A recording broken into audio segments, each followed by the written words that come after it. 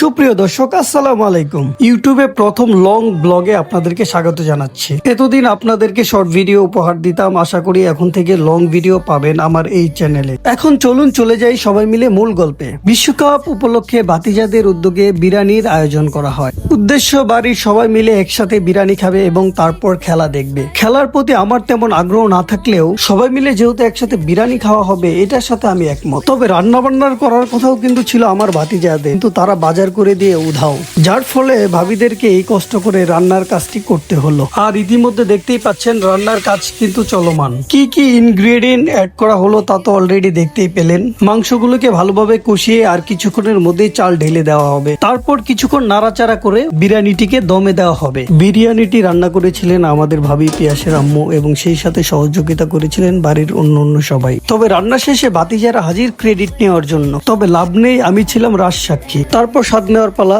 আলহামদুলিল্লাহ, চিকেন বিরিয়ানি হওয়া সত্ত্বেও অনেক টেস্টি হয়েছিল। যাই হোক, সবাই মিলে একসাথে খাওয়া দাওয়া করেছি, এটাই ছিল একটি আনন্দের বিষয়। তারপর সবাই মিলে একসাথে খেলা দেখতে প্রস্তুত হয়ে যাই।